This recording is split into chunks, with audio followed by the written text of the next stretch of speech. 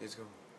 Hi, this is Mary Eggers. This is Luke Eggers, Curt Eggers. We're doing another Fireside chat tonight. Before we start, though, your fan. Explain your fan. People have been asking about Curt's fireplace fan. Oh, it's a heat-generated fan. Stove has to reach, I think, 200 degrees Fahrenheit before it kicks off. And the nice thing about the fan is it going to cut my finger? Ah! No, it doesn't.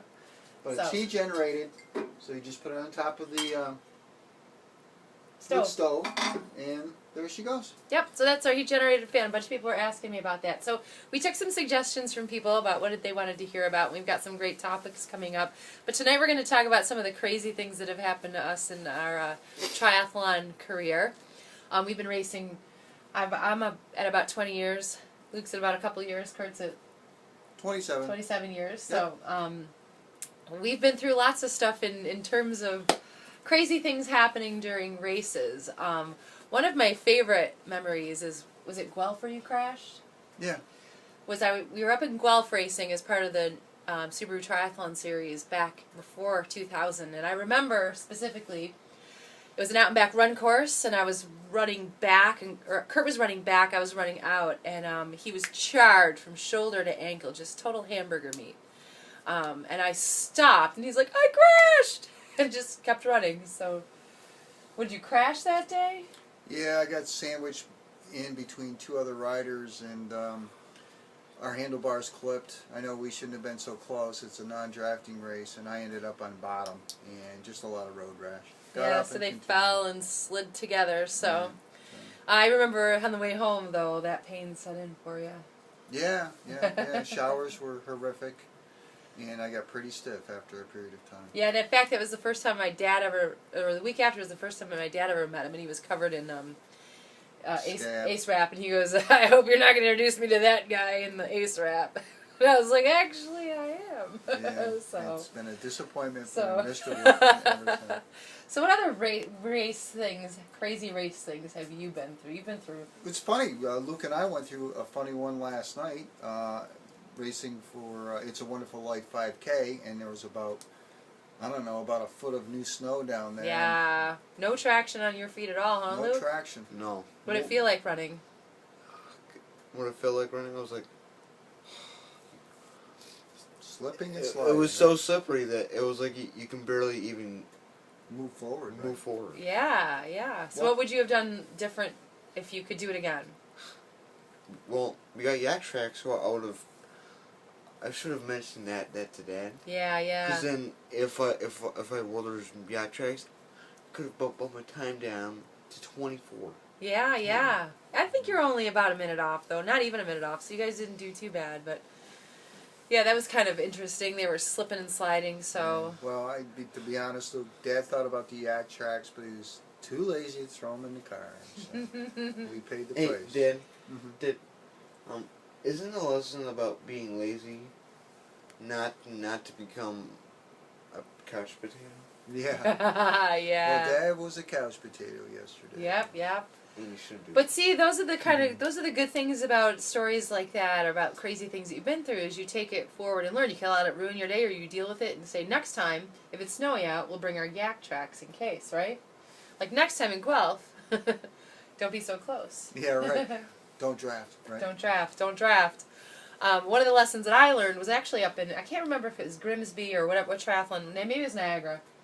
I was doing the flying dismount, and I had the X-Lab on the back, and I had one water bottle in the back, and I was coming in, I think I was leading the bike, and I just remember a big crowd of people, and I went to swing my leg over the back, and I crashed in front of everyone. Mitch Frazier stood there going, "What are you doing?"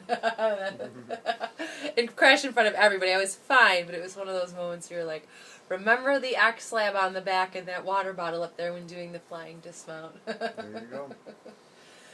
Kurt's been through a couple of incidents where he's been on multiple loop courses. And remember up at Muskoka, you did like a 10-minute 5K? Yeah. Ran one loop of the course instead of two. Lesson learned is know your course and learn how to count. And I was announcing the Fly-By-Night Duathlon, I think 2 years ago, and I saw him go by on the bike, And I'm like, Curt, I think you did one more lap. Or maybe you thought, you know, as the announcer, I couldn't really count for him. I was busy. But you did an extra lap on that course, right? Yeah, extra lap. You go high anaerobic and you lose brain cells. Okay. That's okay. Hold on, I'm going to clear something out. But one of the things I've learned to do when I'm on race courses that are loops is that I'll take hairbands. Let's say I'm doing a 2-loop course. I know it's hard to count to 2 sometimes. First loop, I move 1 over. Second loop, I move 1 over. So, you know, obviously that would help more if I was doing fly-by-night, I would probably wear 3, you know, and flip them over to my other hand. That helps me count. I know in Buffalo we had a race like that where I was worried that I was going to lose count. Actually, we did a age group nationals in Montreal, and that was like 9 loops of the bike course. Yeah. It was at a racetrack, which was cool. So I employed that, or we had stickers where we got rid of stickers or something like that. Yeah, wasn't the girl behind Oh you yeah, screaming? yeah. I was flicking stickers behind me, and this girl comes up and starts screaming at me in French because my stickers were landing on her. So then all I could say was, je ne parle français. Whoops, sorry. I thought you told her kiss your butt in French. No, I wouldn't say something like that on the race course. Oh, okay. So, I mean, there are times that things just go wrong in races. And Curt, what's your advice to people when things just don't go your way? Well, improvise like a good Marine would. Improvise. Yeah. There's a lot of different mistakes I've made over the years. Long course, short course. You did something in Ironman Canada. Yeah, this is way back when. 2000. 2001, I think? Yeah, 2001. Right. Had a relatively decent race going. First mile into the run, I just cramp up. Huge seizures. Basically, I didn't take enough salt on the bike. Plus, the fueling back then was a little bit different than it is today. Yeah, it was Gatorade, straight Gatorade. No one really used salt tablets and that sort of thing. Yeah. So we had to be a little more creative back then in terms of Ironman fueling. Yeah. So. And then with short course racing, you got to really stick to your process and do it really well. Transition comes into big play for short course racing, such as sprint races and Olympic distance. Got to know where your bike is. You don't want to be wasting time in transition trying to find your stuff. Of course, you want to make the process really quick and simple. No socks, put on shoes without socks, helmet, sunglasses, all in the right proper position so you can put them on and take them off quickly. Know where your bike is, obviously. Don't want to waste time. Strategic moves also in the run can come into play. I remember nationals several years ago. I was going against my favorite nemesis, Dennis Moriarty, and we're head-to-head in the run. And Dennis is a cagey veteran. I asked for water at a water table. Dennis heard that and took off, and there was no way I could catch him again. So strategy. And speaking of, there was a race 2 or 3 years ago, HSBC race up in Canada, where I was leading the race. I come into transition, and it wasn't a big race, and I couldn't find my bike. And the exact time that it took me to find my bike was the margin of defeat that I lost the overall title by. And I mean, this was only a couple of years ago. I've been in the sport long enough where I know to look where my bike is. So I always try, and that was just, I just got lazy and looking for my landmark. You know, when you set up your bike in transition, what tree is it by? Everyone uses a balloon nowadays, so what's your number? I mean, when you're running through transition, sometimes, even say your number is 450, you start to have those stupid thoughts where you're like, 300, is that my number range? 500, well, where's 450 fall? You know, you don't, your IQ drops as the race gets started, but you learn the hard way. You lose your bike once. Even after 20 years, I lost my bike, which was dumb. I got a question for you.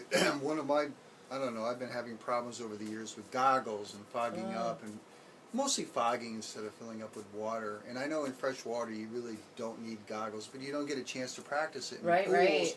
The chlorine will burn your eyeballs out. So have you had any goggle mishaps in any of your races? You know what? I've been really lucky with goggles. I did this one. I was swimming in a race once in 2009 as a half Ironman where a girl jumped on top of me and ripped off my cap and goggles. That's the craziest thing that's ever happened to me. Luckily, she threw them and I could grab them and put them back on, along with my cap. That's the only thing that's ever happened to me, though. But in terms of like goggle fogging, I've even gotten to the point, I mean, sometimes they fog up so much that it totally inhibits your ability to see at all. I just stop and clear them out. But things you can do with your goggles, to not let them fog up is don't touch the lenses if you have new goggles. Don't put your thumbs on them. I flip them over and let them rest on my forehead with the lenses facing out. There's anti-fog stuff, and sometimes people just use a little spit. Have a dedicated pair for racing. Do you put your strap in or outside of the cap? I put mine on outside of the cap. I know a lot of people who put it under the cap.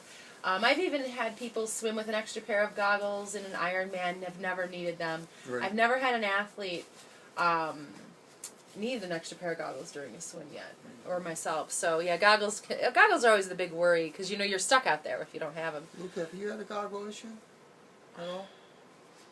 Wet and Wild, did you have a problem with your goggles? No. Luke also has prescription goggles, so sometimes he just goes without the goggles totally, right? Yeah, sometimes. Yeah. Yeah, can I ask you a question? Yeah. Now, why would that woman jump on top of you and whip her I don't goggles off? Cause you meet some crazy people in races. She must have known Mom. Or she must have thought You know, I that think she was- sometimes you make decisions in races, and you've seen it too. Like, I've seen it where I've come through aid stations. This is one of my personal pet peeves. And I'll have, someone will be like, I want Coke, I want Coke, I want Coke. And the volunteers get nervous as the athletes come through. And I don't think people intentionally are rude to volunteers or people at water stations, but I've seen a lot of people, like when it comes to aid stations, you know, depending on what race you're at, they're seasoned or they're not, but they're volunteers. Remember that. I don't get upset with volunteers who aren't handing you exactly what you need. I've dumped heat over my head, you know. Right. It happens, and I think people sometimes get into a race situation and just get caught up and unintentionally treat other people bad. I had one of my racing buddies actually forget their cycling shoes. Yeah. And they had like speed plays, and they used their running shoes. And he realized he was a plunger because he still won the race and didn't have a bad bike split. Greta did that once. She rode. She was in Chicago, and she rode her bike in her Tevas. So, I mean, how many times have you gotten to? There was one time we got to a race up in Canada not too long ago, and for some reason I don't know why it was your fault. Maybe because I was just blaming him. But you had put a rear skewer on my front wheel. Oh, yeah. I was not happy. She wasn't happy. Not happy, but he scouted around and found me a skewer. Yeah. It was so nice. So, Well, you know, the what's a thing to skewer? remember, it's the thing that goes through the wheel to hold it on the bike. The thing to remember is that when things happen, things happen. My first Ironman, I spent half the run vomiting. And what that inspired me to do is really study what I need to do for fueling. I won the Muscle Man in 2004. In 2005, I vomited the entire bike course, a nutritional mistake. I ended up DNFing. I was in the medical tent getting IVs. Like, it was like they were candy. You know, you can let that stuff get you down, or you can use that as part of the experience. Not every single race is going to go perfect. In fact, we plan for Plan A, but you're prepared for Plan A through Z. Yeah. So, you know, you roll with the punches and you kind of go from there. So if you get focused on that stuff like, oh my God, this didn't go right, not every race is going to be perfect. Life is not perfect, and you just have to learn how to roll. Right. Have a contingency plan of some sort. Yeah, right? yeah. So, and you know, if all else fails, ask for help from your fellow competitors. I can't tell you how many times I've handed out salt tablets or given things away. Yeah, Not to my benefit sometimes. That's interesting because I was at a mountain bike race last year, 100K up at Wilmington, and another cramping story. Cramping, probably 10 miles from the finish line, and one of my fellow competitors gave me 2 salt tablets, and it's funny how quickly they work. Cramps went away in about 4 minutes. Yeah. I didn't time it, but it was pretty quick.